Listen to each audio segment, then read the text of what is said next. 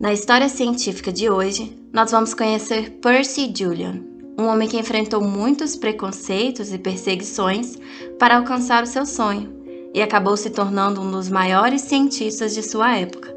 Então pegue o seu cafezinho e vamos para a história de hoje. E aproveita e já se inscreve no nosso canal.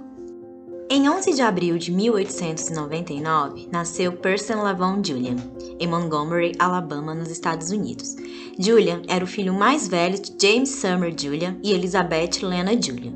Sua mãe era professora primária e seu pai empregado do Serviço de Transporte Ferroviário Federal dos Estados Unidos. Sendo um jovem negro crescendo em um ambiente de violência e segregação racial, logo Julian descobriu um mundo repleto de injustiça e discriminação. Julian não tinha o mesmo acesso à educação, saúde e transporte que uma pessoa branca. Aliás, não podia nem mesmo utilizar o mesmo bebedouro, banheiro ou frequentar o mesmo restaurante que uma pessoa branca. Vivendo neste ambiente hostil, Julian encontrou seu refúgio em meio à natureza, e ele fazia longas caminhadas em bosques e parques nas proximidades de sua casa. E foi assim, em meio às árvores e flores, que Julian descobriu seu sonho. Ele queria ser um cientista.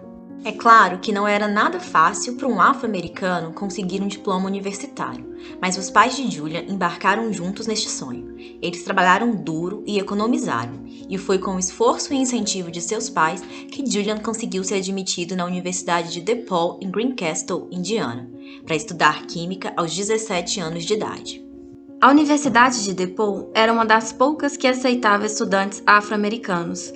E foi assim que o nosso jovem Julian, com uma mala cheia de esperanças, partiu rumo ao estado da Indiana.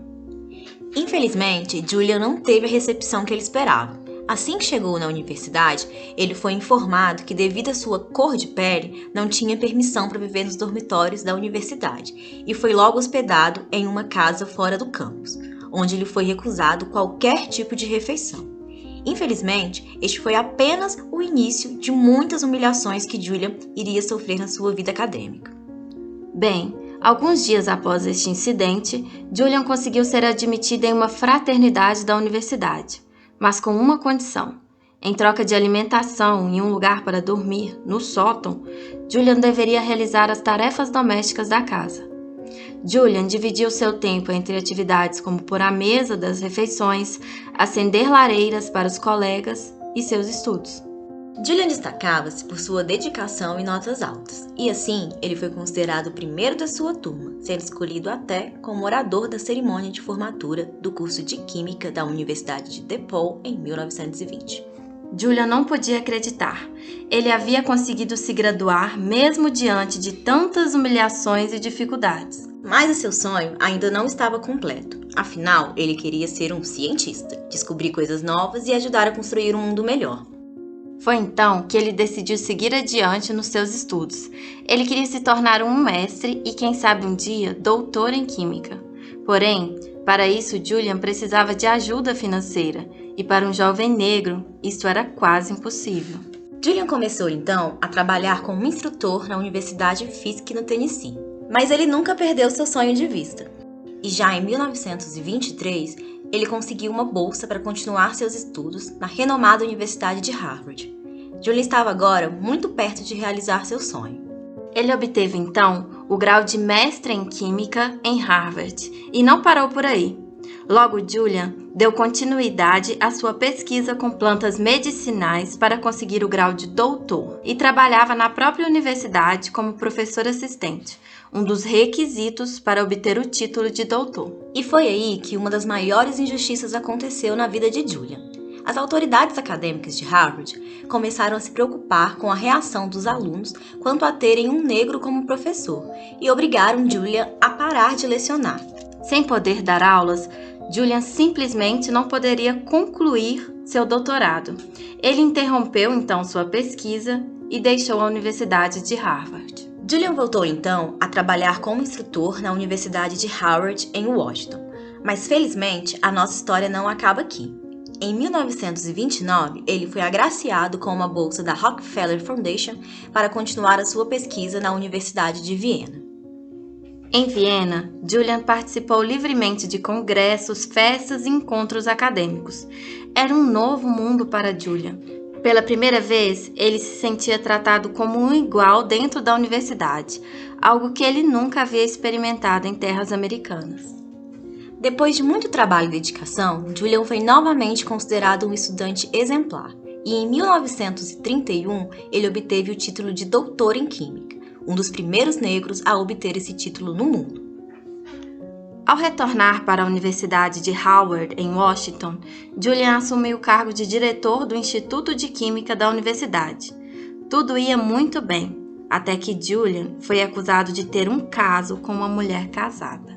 Foi um escândalo para a época, e Julian viu sua vida pessoal ser exposta, até nas matérias de jornais. Com toda a polêmica envolvendo seu nome, ele acabou por renunciar seu posto na Universidade de Howard. Sem ter mais como se sustentar e com a carreira acadêmica por um fio, Julian estava desesperado e desiludido. Foi quando o jogo virou novamente para Julian. Um de seus professores da época da sua graduação, sabendo do brilhantismo de seu antigo aluno, ofereceu a Julian as instalações da Universidade de DePaul para que ele continuasse sua pesquisa com plantas medicinais. Na época, Julian trabalhava em um projeto que consistia em tentar sintetizar uma molécula presente no feijão de Calabar, chamada de fisostigmina, que era responsável por apresentar uma resposta positiva no tratamento de pacientes portadores de glaucoma e miastenia graves. A miastenia graves é uma doença autoimune que afeta as junções neuromusculares, causa a queda de pálpebras, dificuldade para falar, engolir e até mesmo de respirar. A fisostigmina resultava em uma melhoria significativa para os sintomas da doença. Porém, a molécula era encontrada em uma quantidade muito pequena no feijão de Calabar. E este feijão tão especial era um produto inacessível na época para vários dos pacientes de miastenia graves e também de glaucoma. Porém, após muito estudo, dedicação e trabalho, em 1935, Percy Julian e seu colaborador Joseph Pickel anunciaram que haviam conseguido o feito de sintetizar a molécula de fisostigmina e então publicaram uma descrição passo a passo de como esta síntese deveria ser realizada em um laboratório. A fisostigmina foi mais tarde indicada também para o tratamento do mal de Alzheimer. Após o sucesso da síntese de uma molécula que poderia salvar milhares de vidas, Julian acreditava que as portas do mundo científico estariam agora abertas para ele. Mas ele estava novamente enganado.